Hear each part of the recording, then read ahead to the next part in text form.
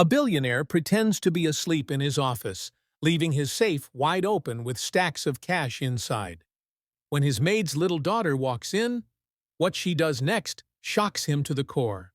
Thomas Gray had lived most of his life surrounded by wealth. He was the kind of man whose signature could move millions in minutes, whose name opened doors, and whose fortune made him untouchable. But despite the empire he commanded, Thomas had grown cold. He trusted no one. Too many people had tried to deceive him. Partners, employees, even supposed friends. All wanted a piece of his wealth. So when his new maid, Diana Carter, joined his mansion staff, Thomas quietly decided to test her. Diana was different. She was quiet, dignified, and hardworking. She never asked for favors, never gossiped, never complained. She simply did her job and went home with her little daughter, Leah. But Thomas didn't believe in appearances. He believed in tests. One late evening, Thomas staged his plan. He left the large safe in his office wide open, filled with cash and jewelry. He leaned back in his chair, pretending to nap. The trap was set. Soon, Diana entered with her supplies. Leah, no more than 7, followed her mother, carrying a small rag in her tiny hands. Diana began dusting shelves, while Leah curiously explored the office. Then Leah's eyes fell on the safe, wide open. Bundles of money stacked neatly, glowing under the light. She stepped closer, her small hand reaching out almost instinctively. Thomas, half-cracked eyelids watching, prepared himself. This was it. He'd finally know what kind of people he had let inside his home. But what Leah did next stunned him. Instead of touching the money, she turned, tugged at her mother's sleeve, and whispered, "Mommy, someone left this box open. Shouldn't we close it before the bad guys come?" Diana looked over and gasped. "Oh, Leah, don't touch it. That's not ours." She quickly shut the heavy door of the safe, locked it, and shook her head. Some things in life don't belong to us, no matter how shiny they look. Thomas froze. He had expected temptation. He had expected excuses. He had expected greed. But what he saw was honesty. Pure, uncorrupted honesty from a child who didn't even know she was being tested. For the first time in years, something cracked inside Thomas Gray. A memory of his own childhood flickered, his father telling him that true wealth wasn't money, but integrity. A lesson Thomas had long buried. He cleared his throat, sitting upright. Diana and Leah spun around, startled to see him awake. "I was just resting," Thomas said, his voice softer than usual. "You've done well, both of you." Diana flushed with embarrassment. "I'm so sorry, sir. Leah was only concerned—" "No apologies needed," Thomas interrupted. His gaze lingered on Leah. "Your daughter has something many adults in this world lack: honesty." Leah tilted her head, unsure if she had done something wrong. "I didn't touch it. Mommy says we only take what we earn." Thomas smiled faintly, the first genuine smile he had felt in years. "Your mother is right, and so are you." That night, as Diana and Leah left the mansion, Thomas sat alone in his office, staring at the safe. For the first time in a long time, he felt something stir in him: hope. He didn't know it yet, but that little girl's honesty would soon unravel lies, topple arrogance, and change all their lives forever. The next morning at Gray Enterprises, the skyscraper hummed with its usual energy. Suits filled the hallways, assistants rushed with folders, and boardrooms echoed with the sound of deals worth millions. But beneath the surface, tension brewed, and its source had a name: Richard Blackwell. Richard was the vice president of the company, the son of Thomas's late business partner. He was tall, sharp-featured, and arrogant to the core. Richard believed leadership was his birthright. To him, employees were pawns, and power was all that mattered.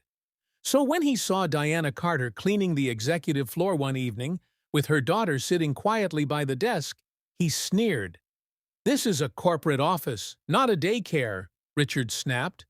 "Why is a child here?" Diana straightened nervously. I had no choice, sir. My babysitter canceled. Leah promised to sit quietly while I worked. Richard's lip curled. Pathetic. This isn't a place for your kind. Do your job and keep out of my sight. Leah looked up, frightened, but Diana gently pulled her close and whispered, It's all right, sweetheart. Unbeknownst to them, Thomas had overheard the exchange from his office door. His jaw tightened. Richard's tone carried the same venom his father once had, the belief that wealth made some people superior and others disposable. That night, Thomas replayed the scene in his mind.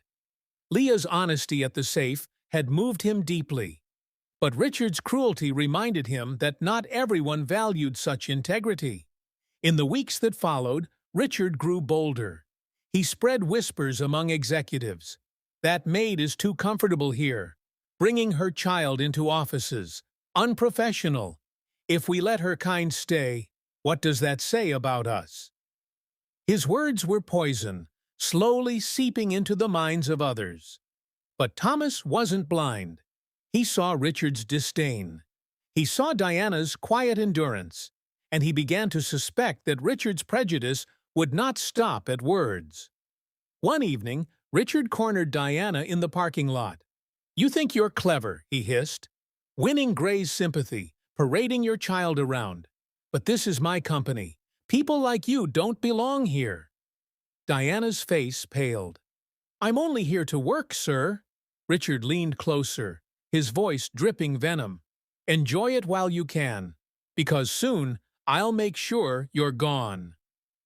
Unaware to Richard, a small camera on the garage pillar blinked red. Thomas had installed it weeks ago. Every word, every threat was captured. That night, Thomas sat in his office, watching the recording. His blood boiled. He had given Richard chance after chance, but now it was clear. Richard wasn't just arrogant, he was dangerous. Thomas picked up his phone and dialed a number. Marcus, he said when the line picked up. Thomas Gray, came the familiar voice of Marcus Chen, former FBI investigator. What kind of mess are you dragging me into this time? The kind, Thomas said coldly, where an executive is targeting a single mother and her child. I need evidence. Ironclad evidence. Marcus chuckled grimly. You always call me when you're about to destroy someone. Send me the files. We'll make sure this Richard Blackwell writes his own downfall. Thomas leaned back, eyes narrowing. Good, because this time I won't just protect Diana and Leah. I'll make sure Richard pays for every word, every threat, every ounce of hate. The following week, Richard grew more reckless. He strutted through the offices like a king among peasants, dismissing employees with insults and spreading rumors about Diana. She's manipulating Gray, Richard muttered loudly in the break room, ensuring people overheard. Pathetic how he's letting a maid and her child roam around this company. It's unprofessional. Some employees nodded nervously. Others avoided comment, but whispers began spreading. Diana felt the weight of eyes on her whenever she cleaned.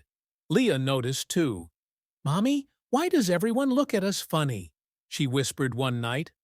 Diana smiled faintly, masking her worry.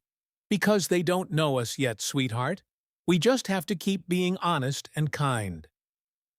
Meanwhile, Thomas and Marcus were busy. Marcus had tapped into Richard's office line, his private phone, even his social media. Within days, they had a mountain of evidence. Racist posts, cruel jokes, and recordings of conversations dripping with arrogance. One evening, Marcus called Thomas. He's planning something, Marcus said. He bought a Rolex this morning. Cash. No record tied to him, but I traced it. Thomas frowned. Why would he buy a Rolex now? To plant it, Marcus replied. Classic move. He'll try to frame Diana for theft. Thomas's jaw tightened. So he's moving from words to traps. Perfect. We'll let him hang himself. That night, Thomas sat in his office, staring at the city lights. He thought of Leah's small hands pushing the safe door shut. of her innocent voice whispering about bad guys. He couldn't let Richard succeed, not only for Diana, but for every employee Richard had ever belittled. At 8:20 the next evening, Richard made his move. Diana had just begun her shift when he walked in with two guards. Leah sat quietly in the corner with her coloring book. Richard put on his most serious face. "Mrs. Carter, we've received complaints of missing items. I'll need to inspect your cart." Diana blinked in confusion. "Complaints? But He didn't let her finish. He dramatically pulled the rags aside and held up the Rolex. "Well, well, well. Care to explain how this watch ended up with you?" The guards frowned, exchanging glances. Diana's face went pale. "That's not mine. I've never even seen it before." Richard smirked. "Of course. It just magically appeared. Very convincing story." Leah stood up, trembling. "She didn't take it. Mommy doesn't steal." "Silence!" Richard snapped harshly. "Your mother will explain this to the police." One guard reached for the phone. But before he could dial, a voice echoed from the doorway. "Don't bother." Everyone turned. Thomas Gray stood there, Marcus beside him, and three strangers behind. Richard froze. "Thomas! Good timing. We caught her red-handed." Thomas's laugh was sharp. "Red-handed? Richard, I've never owned a Rolex. I wear an Apple Watch. Always have." Richard faltered. "What?" Marcus stepped forward, holding up a tablet. "Here's a fun reel. Angle 1. You hiding the Rolex in her cart. Angle 2. You adjusting the rags. Angle 3. Your proud little smirk." He swiped through high-resolution footage. The guard's eyes widened. Richard stammered. "This is fake. You can't—" "Oh, but we can," Thomas cut him off coldly. "You've been under surveillance for weeks." One of the strangers stepped forward, flashing a press badge. "Jennifer Walsh, Channel 7 News. Mr. Blackwell, care to comment on the footage of you framing an employee?" Richard's face drained of color. You can't bring the media here." "You brought this on yourself," Thomas said evenly. "The police are on their way." Leah clung to her mother. "Mommy, are we safe now?" Thomas knelt down, his expression softening. "Yes, sweetheart, you're safe now. He'll never scare you again." Moments later, officers entered. "Richard Blackwell, you're under arrest for conspiracy, harassment, and attempted frame-up." As they cuffed him, Richard shouted desperately, "You can't do this to me! My father! My family!" Marcus smirked. "Your father's already distancing himself. He called to remove his name from your mess." The officers dragged Richard out, cameras flashing. For the first time, his arrogance was silenced. Diana turned to Thomas, her eyes brimming with tears. "You knew?" Thomas nodded.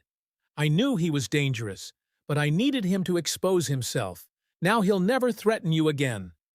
Leah tugged at his sleeve. "Thank you, Mr. Gray." Thomas smiled faintly. "No, Leah. Thank you for reminding me what honesty looks like." The arrest exploded across headlines. By morning, Richard's face was plastered everywhere. Vice President caught framing Maid. Corporate scandal shakes Gray Enterprises. Arrogance meets justice. The board convened in emergency session. Some panicked. "This could ruin us." Thomas stood firm. "This won't ruin us. It will define us. We either bury the truth like cowards or face it and show the world we stand for integrity." The directors voted. Richard was stripped of his position, his shares seized at a fraction of their worth. Overnight, the Blackwell influence vanished. Diana, meanwhile, was summoned to Thomas's office. Nervous, she held Leah's hand as they entered. Thomas smiled gently. "Diana, you've shown more strength than most executives here. You've endured cruelty with dignity, and your daughter has reminded me what matters. Starting today, I'm offering you a new position, Director of Employee Relations." Diana gasped. "Me? But I don't—" "You have honesty," Thomas interrupted. "I'll make sure you get the training. If you accept, You'll ensure no employee is ever treated like you were." Leah grinned. "Say yes, Mommy." Tears spilled down Diana's cheeks. "Then yes, I accept."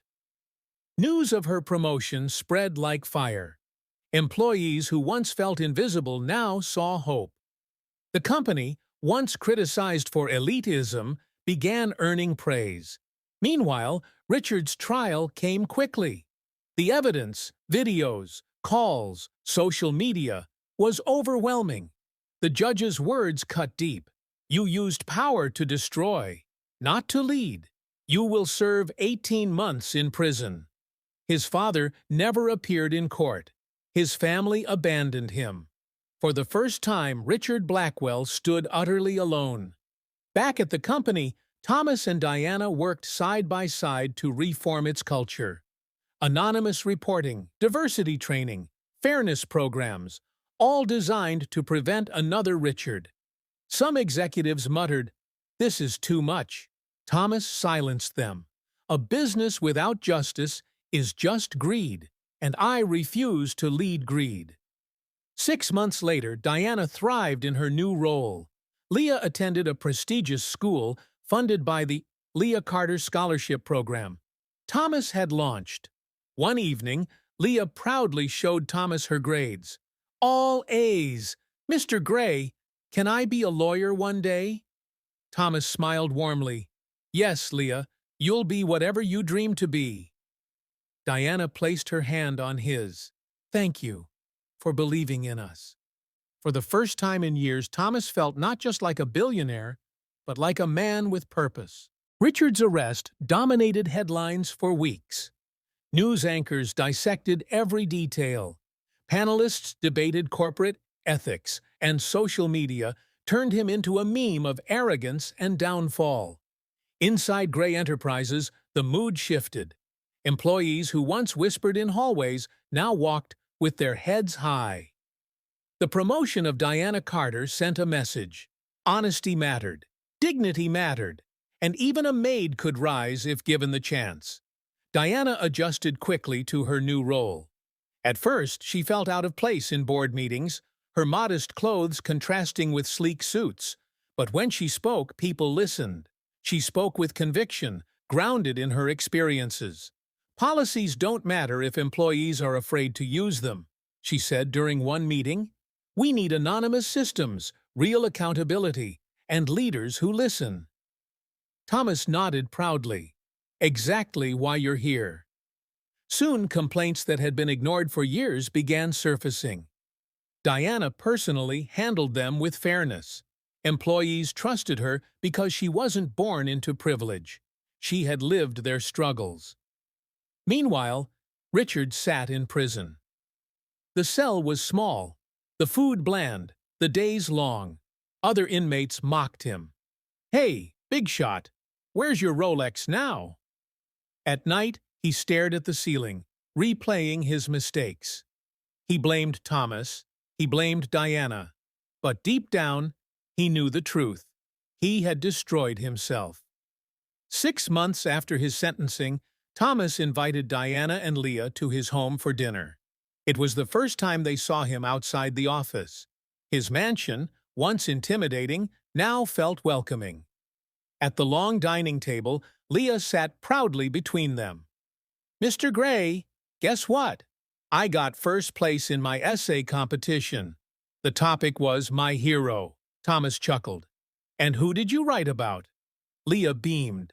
"My mom, because she's the bravest person I know." Diana's eyes glistened. Thomas's heart softened. He realized it had been years since laughter filled this house.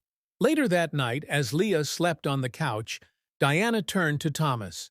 "I don't know how to thank you. You've changed our lives." Thomas shook his head. "No, Diana. You and Leah changed mine. You reminded me what my father once told me, that money means nothing if you lose your soul." For the first time in years, Thomas felt human again. By the year's end, Gray Enterprises had become a model of ethical leadership. Productivity soared, employee turnover dropped, and even competitors praised the company's culture. Awards followed. Best place to work. Most inclusive corporation. Business with a heart.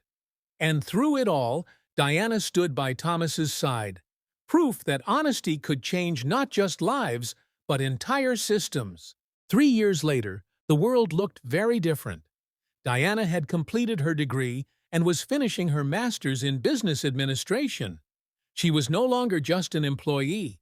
She was a leader, respected across the industry. Journalists often wrote about her journey from janitor to executive, inspiring millions. Leah, now 10, attended the city's best school on scholarship. She excelled in academics and debate, already dreaming of becoming a lawyer. She told her teachers, "I'll fight for people the way Mr. Gray fought for us." Thomas had become more than a billionaire. He was now known as a philanthropist, using his wealth to fund education and social programs. The St. Leah Carter Educational Fund had already sponsored hundreds of children. Richard, however, was a ghost of his former self. Released from prison after 18 months, he found nothing waiting for him. His wife divorced him, his children changed their last name, and no company would hire him. Once, he commanded boardrooms. Now he worked at a used car lot, begging strangers for sales. Customers who Googled his name often walked away, shaking their heads. His downfall was studied in business schools as a lesson in arrogance. At night, alone in his apartment, Richard scrolled through news articles. He saw photos of Diana at conferences, Leah winning awards, and Thomas delivering powerful speeches. The people he tried to destroy were thriving, while he was forgotten. On Leah's 10th birthday, Thomas hosted a celebration at his mansion. Balloons decorated the room, laughter echoed, and a cake with 10 bright candles stood tall. After the singing ended, Thomas raised a glass. 3 years ago, this little girl showed me something priceless. Her honesty reminded me that integrity is worth more than gold. Tonight, in her honor, I'm expanding the Leah Carter Fund. It will now support children across the country for decades to come. The room erupted in applause. Leah hugged him tightly. "Thank you, Mr. Gray. You changed everything for us." Thomas smiled, his eyes moist. "No, Leah. You changed everything for me." Diana whispered softly, "You gave us dignity, Thomas, and you gave my daughter a future." He shook his head. "You gave me faith. I only gave back what you already carried in your hearts." Years later, people would forget the details of Richard Blackwell's scandal, but they would remember the lesson that a maid's honesty and a child's integrity reshaped a billionaire's heart, transformed a company, and created opportunities for thousands. Richard became a warning. Thomas, Diana, and Leah became an inspiration. And the legacy of honesty lived on, proving that even in a world darkened by greed, one honest act could change everything. If you enjoyed this African folktale and learned something new from it, don't forget to give this video a like, share it with your friends, and drop your thoughts in the comments below. And for more inspiring folktales like this one, make sure to subscribe to the channel and stay connected for the next story.